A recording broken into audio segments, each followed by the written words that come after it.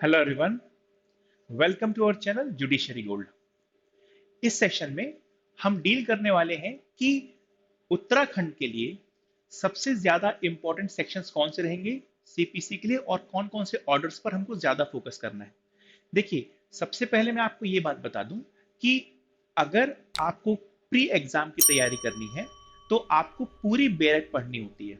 तो अगर मैं आपसे कहता हूं कि आपको किसी पर्टिकुलर सेक्शन पर फोकस करना है या ऑर्डर पर फोकस करना है, तो इसका मतलब ये होता है कि आपको इन पे ज्यादा फोकस करना है। इसका मतलब ये बिल्कुल भी नहीं है कि आपको सिर्फ यही पढ़ के जाना है। ठीक है, आपको पढ़नी पूरी डायरेक्ट है, बट द पॉइंट इज कि इनको छोड़ना बिल्कुल नहीं है। इस पर आपको ज्यादा फोकस करना है। राइट। तो चलिए देखते हैं कि सीपीसी में कौन कौन से ऐसे सेक्शंस हैं और कौन कौन से ऐसे ऑर्डर्स हैं जिसपे कि हमको ज्यादा फोकस करना है। राइट। तो देखिए, अगर मैं आपसे बात करूं सेक्शन नंबर 2 की, तो सेक्शन नंबर 2 डेफिनेशन क्लॉज है। सेक्शन नंबर 2 डिक्री की बात करता है, 2-3 डिक्री होल्डर की बात करता है। इसके अलावा 2-5 और 2-6 यानी कि फॉरेन कोर्ट फॉरेन जजमेंट जरूरी है। इसकी हेडिंग्स आपको याद होनी चाहिए। 2-7 आपको गवर्नमेंट लीडर के बारे में बताता है। साथ में आपको 8-9-10 यानी कि जजमेंट और जजमेंट लेटर के बारे में पता होना चाहिए। और 2-15 प्लीडर, ये मिनिमम बातें हैं। इसके अलावा 2-14 जो कि आपकी बात करता है ऑर्डर की, और 2-11 और 2-12 यानी कि लीगल रिप्रेजेंटेटिव और मेन प्रॉफिट। डेफिनेशन क्लॉज से इतनी बातें आपको याद होनी चाहिए मिनिमम। बाकी सेक्शन 2 आपको पूरा पढ़ना है। क्लियर, ये मिनिमम रिक्वायरमेंट है, इतना पता होना ही चाहिए। सेक्शन 3 कुछ बहुत खास नहीं है। सेक्शन 4 सेविंग क्लॉज से बहुत खास नहीं है। सेक्शन नंबर 5 में एक सवाल काफी बार पूछा गया है कि क्या रेवेन्यू कोड्स पर भी सीपीसी अप्लाई होता है। द आंसर इज, अगर वो कोड जो रेवेन्यू कोड है वो साइलेंट है तो सीपीसी अप्लाई हो जाएगा। ये है सेक्शन नंबर 5, यही इतना इंपॉर्टेंट है। सेक्शन नंबर 6, इसकी हेडिंग जरूरी है, दैट इज पिक्यूनरी जुडिक्शन। 7 और 8 कुछ बहुत खास नहीं है। इसके अलावा हम बात करते हैं जुडिक्शन की, तो सेक्शन नंबर 9 जो कि सब्जेक्ट मैटर जुडिक्शन की बात करता है, ये हमारे लिए जरूरी है। इस सेक्शन से जो क्वेश्चन पूछे जाते हैं वो क्या होते हैं कि कौन कौन से सूट्स सिविल नेचर के कहलाएंगे और कौन से सूट सिविल नेचर के नहीं कहलाएंगे। तो उसकी एक लिस्ट आपको तैयार कर लेनी है कि कौन से सूट सिविल नेचर के हैं और कौन से सूट सिविल नेचर के नहीं है। ये लिस्ट यहां से इंपॉर्टेंट है। सेक्शन नंबर 10 रेस सब्जुडाइज बहुत इंपॉर्टेंट है, रेस जुडिकेटा बहुत इंपॉर्टेंट है। और याद रखना कि एक बड़ा इंपॉर्टेंट सवाल सेक्शन 10 से पूछा जाता है कि क्या फॉरेन कोर्ट में अगर पेंडेंसी है तो क्या इंडियन कोर्ट पर बार है, क्या रेस सब्जुडिस अप्लाई होगा। The answer is no. ये सवाल है इस सेक्शन के एक्सप्लेनेशन से। इसके अलावा सेक्शन नंबर 11 रेस जुडिकेटा बहुत जरूरी है। इसमें स्पेसिफिकली कुछ, देखिए आपको पता है कि इसमें 8 एक्सप्लेनेशन हैं, और इसमें जो नंबर 1 एक्सप्लेनेशन है, नंबर 4, नंबर 5, ये सारे ऐसे एक्सप्लेनेशन हैं कि इन्हीं से सवाल पूछ लिए जाते हैं। क्या रेस जुडिकेटा एग्जीक्यूशन पर भी अप्लाई होता है, तो ये आपका एक्सप्लेनेशन नंबर 7 है, और यहां से भी सवाल पूछा जाता है। तो ये पूरा सेक्शन आपको पता होना चाहिए, आपको इसके सारे एक्सप्लेनेशंस पता होने चाहिए नंबर के साथ। क्लियर। इसके अलावा 12 बहुत खास नहीं है, 13 खास है, इससे सवाल पूछा जाता है। 14 प्रिजम्पशन की बात करता है, सवाल यहां से भी बनता है। इसके बाद 15 से लेकर के 20 तक की अगर हम बात करें तो 16, 19 और 20 इनसे क्वेश्चंस बन जाते हैं, कई बार इनसे प्रैक्टिकल क्वेश्चंस बन जाते हैं। सेक्शन नंबर 19 में 2 इलस्ट्रेशंस है, ये दोनों पूछे जाते हैं। और 17 और 18 की हेडिंग बहुत जरूरी है, ये आप बिल्कुल याद कर लीजिए। 21 ऑब्जेक्शन की बात करता है, 21 ए बार की बात करता है, दोनों की आपको हेडिंग याद रख लेना है। 22-23 कुछ बहुत खास नहीं है, बट सवाल ऑब्जेक्टिव यहां से बन सकता है कि एप्लीकेशन कहां लगानी है। आपको पता है कि अगर डिफेंडेंट को एप्लीकेशन लगाना है सूट को ट्रांसफर करने की, तो इसका डायरेक्शन कहां दिए हैं, सेक्शन 23 में दिए हैं। ये आपको पता होना चाहिए कि एप्लीकेशन कहां लगानी पड़ेगी। 24 और 25, ये सबसे ज्यादा सवाल पूछा यहां से जाता है कि 24 का पावर किस किस कोर्ट के पास है और 25 का पावर किस कोर्ट के पास है। तो याद रखना, इन दोनों की हेडिंग आपको याद रखनी है। 24 में याद रखना है कि किसके पास पावर है, तो डिस्ट्रिक्ट कोर्ट और हाई कोर्ट के पास है, और 25 में सुप्रीम कोर्ट के पास है। ये कुछ ऐसे सेक्शंस थे जो कि 1 से 25 तक आपको याद रखने। इसके अलावा आपको प्रियम्बल क्या कहता है ये भी याद रखना है। सीपीसी कब एनेक्ट हुआ था, कब एनफोर्स हुआ था, 2002 और 1999 के जो अमेंडमेंट्स है वो कब एनफोर्समेंट में आए, किस केस में कहा गया, कि ये दोनों अमेंडमेंट्स जो हैं वो संवैधानिक हैं, यानी कि कॉन्स्टिट्यूशनल है। ये किस केस में कहा गया? तो आपको पता है, Salem advocates bar association versus union of India, ये केस लॉ आपको याद रखना है। तो ये ब्रॉडली सवाल बनते हैं इन सेक्शन से, जब हम बात करते हैं 1 से 25 तक की। और इसके बाद जो है सेक्शन नंबर 26 जो कि बात करता है इंस्टीट्यूशन ऑफ सूट की। यहां से भी सवाल बनते हैं कि प्लेंट के थ्रू सूट इंस्टीट्यूट होता है, और याद रखना एफिडेविट साथ में जाना चाहिए, ये बात भी 26 में लिखी हुई है। बट जो सवाल बनता है कि जो प्लेंट है वो डुप्लीकेट में फाइल किया जाएगा, ये ऑर्डर 4 में दिया है। आपको ये बात पता होगी कि सेक्शन 26 को ऑर्डर नंबर 4 के साथ पढ़ा जाता है, ठीक है। अब सेक्शन नंबर 27 जरूरी है, सेक्शन नंबर 32 बहुत जरूरी है। सेक्शन 32 बिल्कुल भी नहीं छोड़ना है, ये काफी इंपॉर्टेंट सेक्शन है, इससे कई बार सवाल पूछा जा चुका है। अच्छा, इसके बाद हम आते हैं 33 जजमेंट डिक्री, वो इंपॉर्टेंट है। डिक्री फॉलोज जजमेंट, एक सवाल काफी बार पूछा गया है, ये आपको याद भी हो गया होगा। डिक्री फॉलोज जजमेंट, ये कई बार पूछा है, ये आपको याद रखना है। इसके अलावा इंटरेस्ट की बात 34 में करी है, 6% जो कि कोर्ट इंटरेस्ट दे सकता है, ये सवाल कई बार पूछा गया है, ये आपको ध्यान रखना है, ठीक है।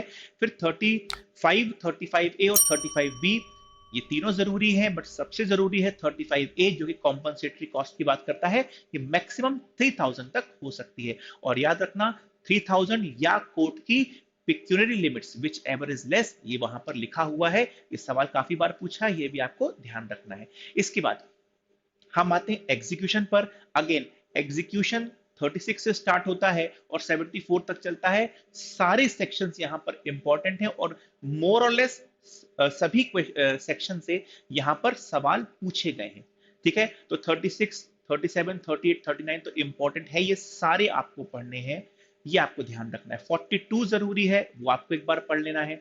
और उस 44A की हेडिंग आपको याद रख लेनी है। 44A की हेडिंग पूछी गई है क्या कि फॉरेन कोर्ट के डिक्री की एग्जीक्यूशन के बारे में, तो 44A की हेडिंग आपको याद रखनी है।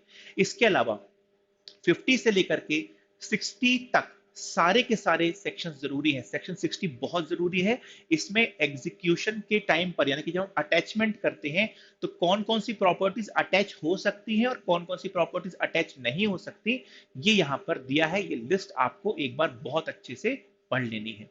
इसके अलावा इसी पोर्शन से ये सवाल भी पूछा जाता है कि भाई अगर एग्जीक्यूशन के दौरान इम्प्रिजनमेंट होता है तो वो मैक्सिमम कितना हो सकता है, कितने तरीके से किसी डिग्री को एग्जीक्यूट किया जा सकता है। 51, 52, 53, 54, 55, ये पूरा पोर्शन बहुत जरूरी है और 60 तो जरूरी है ही, मैंने अभी आपको बताया।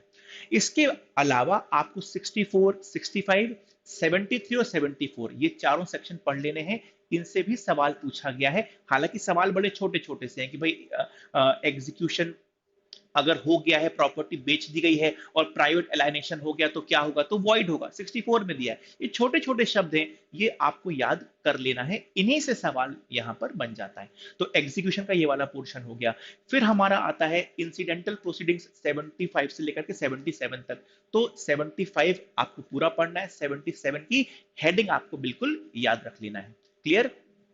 इसके बाद हम आते हैं तो सेक्शन नंबर 79 और 80 जो कि सरकार के खिलाफ जब हम सूट्स की बात करते हैं तो 79 और 80 बहुत जरूरी है। 82 बहुत जरूरी है, वहां से पूछा जाता है सवाल कि अगर सरकार के खिलाफ डिक्री पास हो गई तो कितने समय तक कोर्ट एग्जीक्यूट नहीं करेगा, 3 महीनों तक उसको एग्जीक्यूट नहीं किया जाएगा। ये सवाल 82 का ही है। इसके अलावा आपको 86 की हेडिंग याद रख लेनी है, वो पूछी गई है।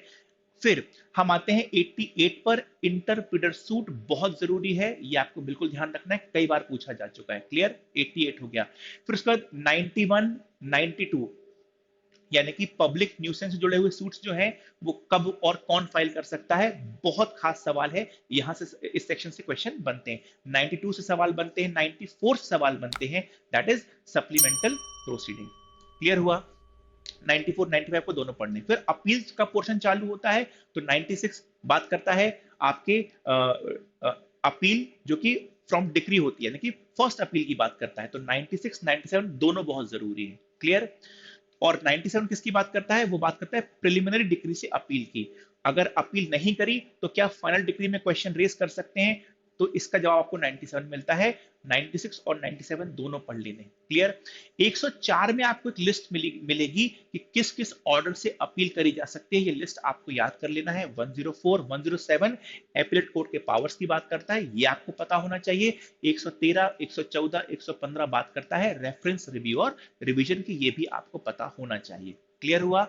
इसके बाद आपको 148 से लेकर के 153 तक के प्रोविजंस सारे पता होने चाहिए। ये सारी की सारी पावर जो है ये कोर्ट के इनहेरेंट पावर्स कहलाते हैं, तो ये आपको याद रख लेना है। तो ये एक सेक्शन की मैंने आपको लिस्ट बता दी कि इतने सेक्शंस आपको मिनिमम पढ़ के जाना है। हालांकि इसमें से काफी सारे सेक्शन कवर हो गए, मगर सीपीसी आपको पता है, देखिए यहां पर ऑर्डर्स भी हैं, मगर फिर भी ज्यादा संभावनाएं बनती हैं कि सेक्शन वाले पोर्शन से ही क्वेश्चन बनते हैं और बने भी हैं। इसी एनालिसिस के हिसाब से मैंने आपको बताया कि ये सारे सेक्शंस और ये सारी बातें जो हैं आपको पता होनी चाहिए। ये सारे हो गए, ये 158 सेक्शन तक की बात हो गई।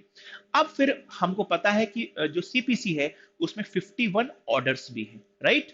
तो उन ऑर्डर्स पे से, अब ये बहुत लेंथी पोर्शन है, किन किन ऑर्डर्स पर हमको सबसे ज्यादा फोकस करना है मैं उसकी लिस्ट आपको बता दूंगा। तो आप मिनिमम उतने सारे ऑर्डर्स जो हैं एक बार रीड जरूर कर लीजिए। बट यहां से आगे बढ़े इसके पहले आपको एक छोटी सी जानकारी देना है कि आप जुडिशरी गोल्ड के साथ जुड़ सकते हैं और कॉम्प्रिहेंसिव बैचेस, ऑनलाइन बैचेस आप ज्वाइन कर सकते हैं। क्लासेस इवनिंग 5 to 8 लगती हैं। जुडिशरी गोल्ड का ऑफलाइन बैच भी आ गया है, आपको पता है, और आप भोपाल एमपी नगर जोन 2 में आकर ऑफलाइन बैचेस भी ज्वाइन कर सकते हैं। और अगर आपको तैयारी अपने हिसाब से करनी है, अपने पेस पर करनी है, आप प्रैक्टिस करते हैं, आप जॉब करते हैं या कॉलेज में हैं और आपको लगता है कि आपको अपने हिसाब से तैयारी करनी है, तो आप जेजी 1 बैच ज्वाइन कर सकते हैं और अपने हिसाब से, अपने पेस पर, अपनी टाइमिंग के हिसाब से आप अपनी तैयारी कर सकते हैं। इससे आपको रिकॉर्डेड लेक्चर्स प्रोवाइड किए जाएंगे, राइट? अब हम यहां से आगे बढ़ते हैं। देखिए, जब 51 ऑर्डर्स हैं तो इसमें से कौन कौन से ऑर्डर हमको पढ़ने हैं। देखिए, जो मैक्सिमम क्वेश्चन बनते हैं, मैक्सिमम वो बनते हैं ऑर्डर 1 से लेकर के ऑर्डर 10 तक में, सबसे ज्यादा सवाल बनते हैं। उसमें से भी अगर हम ब्रॉडली ध्यान दें तो ऑर्डर 1 जो है, जो कि पार्टीज की बात करता है, तो इसमें रूल 9, रूल 13, रूल 8, रूल 10, इनसे काफी सवाल बनते हैं। ऑर्डर 2, रूल 2 एक बार जरूर पढ़ लेना। ऑर्डर 3, रूल 4 एक बार पढ़ के जाना, जो कि वकालतनामा की बात करता है, ठीक है? ऑर्डर 4 बता दिया, डुप्लीकेट। काफी बार सवाल पूछा गया है कि डुप्लीकेट में फाइल किया जाएगा प्लेंट, ये कहां दिया है? ये ऑर्डर 4 में दिया हुआ है। क्लियर हो गया? फिर ऑर्डर 5 की बात करते हैं, तो ऑर्डर 5 जब पढ़ो तो rule 9, rule 9A, rule 17, rule 20, ये सब पढ़ के जाना। क्लियर? और ऑर्डर 5 रूल 30 की हेडिंग जरूर देखकर जाना, वो आपसे काफी बार पूछी गई है, राइट? इसके बाद हम बात करते हैं सेक्शन नंबर 6 की।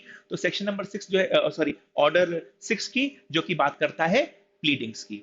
तो प्लीडिंग मतलब प्लेंट और रिटन स्टेटमेंट, ये रूल 1 कहता है। इसके अलावा आप एक बार जरूर इसका रूल 14, रूल 14A, रूल 15 और रूल 16 और रूल 17 ये जरूर पढ़ करके जाना ऑर्डर 6 के, ये काफी जरूरी है। क्लियर? फिर ऑर्डर 7 पे आते हैं। आपको पता है रिटर्न ऑफ प्लेंट और रिजेक्शन ऑफ प्लेंट, रूल 10 और रूल 11, ये आपको पक्का से पढ़ के जाना है। हालांकि इसमें जो रूल 1, रूल 2 और रूल 3 है, ये भी काफी जरूरी है। फिर हम लोग आते हैं ऑर्डर नंबर, अच्छा, इसके अलावा जो आपका ऑर्डर 8 है, उसमें रिटर्न स्टेटमेंट की बात करी है, इसमें सेट ऑफ और काउंटर क्लेम दोनों की बात करी है, ये आपको बिल्कुल पढ़ के जाना है। रूल्स ऑफ डिनाइल यानी कि रूल 3, रूल 5 और रूल 4, ये कॉम्बिनेशन आपको पढ़ करके जाना है। क्लियर हो गया? ऑर्डर 9 बहुत जरूरी है, क्योंकि इसमें बहुत सारी ऐसी चीजें दी हैं कि अगर प्लेंटिफ अपियर नहीं होगा तो क्या होगा, डिफेंडेंट अपियर नहीं होगा तो क्या होगा, दोनों अपियर नहीं होंगे तो क्या होगा, अगर समन्स के लिए फीस जमा नहीं करी तो क्या होगा, ये सारी बातें आपको ऑर्डर 9 में मिलेंगी। वो सारी ऑर्डर 9 का तो कुछ कुछ भी नहीं छोड़ना, सारे रूल्स आपको पढ़ करके जाना है। इसका रूल 13 भी बहुत जरूरी है, बिल्कुल पढ़ना है। क्लियर हो गया?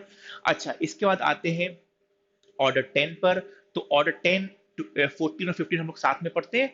10 बहुत खास नहीं है, 15 रूल 1 जरूर पढ़ लेना और ऑर्डर 14 रूल 1 2 जरूर पढ़ लेना। क्लियर है? इसके अलावा जो ऑर्डर 11 है, ऑर्डर 12 है, इनकी हेडिंग्स याद रख लेना। 13 की हेडिंग याद रख लेना।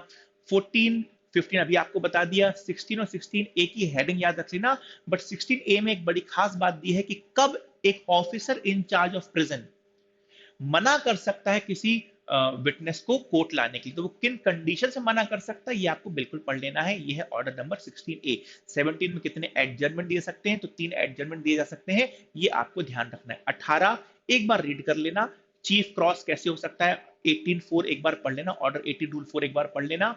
19 एफिडेविट की बात करता है, हेडिंग सफिशिएंट है। ऑर्डर 20 जो की बात करता है आपके जजमेंट और डिक्री की, तो वो एक बार पढ़ लेना। खासकर कि एक सवाल पूछा जाता है ऑर्डर 20 से, सवाल ये है कि कहां कहां प्रिलिमिनरी डिक्री पास करी जा सकती है, तो एक बार वो लिस्ट याद कर लेना। ऑर्डर 20 रूल 12, 13, 14, 15, 16 और 18, इस हर जगह यहां पर आपको प्रिलिमिनरी डिक्री पास करी जा सकती है। ठीक है, यही ऑप्शन में रहता है कि इनमें से कहां कहां करी जा सकती है, कहां कहां नहीं करी जा सकती। ये लिस्ट याद कर ली, आंसर आपका अपने आप आपको समझ में आ जाएगा। 20A की हेडिंग याद कर लेना। 21 एग्जीक्यूशन है, बहुत सारे रूल्स हैं, सारे नहीं पढ़ने, बट 30, 31, 32 जरूर पढ़ लेना, वो आने की संभावना बिल्कुल रहती है। ठीक है, इसके अलावा ऑर्डर 23। अब ऑर्डर 23 हम देखें, ऑर्डर 27 की हेडिंग एक बार आपको याद करनी है। सरकार के खिलाफ जो सूट्स हैं उसकी हेडिंग वहां पर दी हुई है, वो आपको याद करना है। 33 और 34 बहुत इंपॉर्टेंट है, ये एक बार पूरे रीड करना है। क्लियर है, इसमें कुछ भी आपको नहीं छोड़ना। इसके अलावा ऑर्डर नंबर 38, 39, 40 ये आपको सारे पढ़ने हैं। 37 पूरा पढ़ना है। ऑर्डर 41 रूल 5 जरूर पढ़ लेना। क्लियर, ये ब्रॉडली वो ऑर्डर्स हैं जिनको आपको पूरा पूरा रीडिंग करना है। क्लियर है, तो और ऑर्डर के मैंने कुछ रूल्स भी बताए जो कि आपको ध्यान रख लेने हैं, इतना आप पढ़ लीजिए।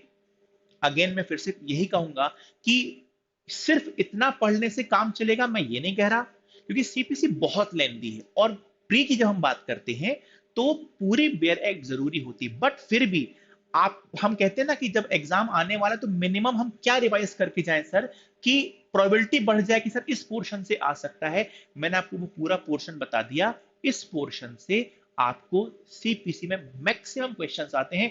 ऑर्डर 9 बिल्कुल मिस करके मत जाना, वहां से काफी सारे क्वेश्चन बन सकते हैं, और सेक्शन की जितने मैंने बताए उस पूरी लिस्ट की एक बार रीडिंग जरूर कर लेना।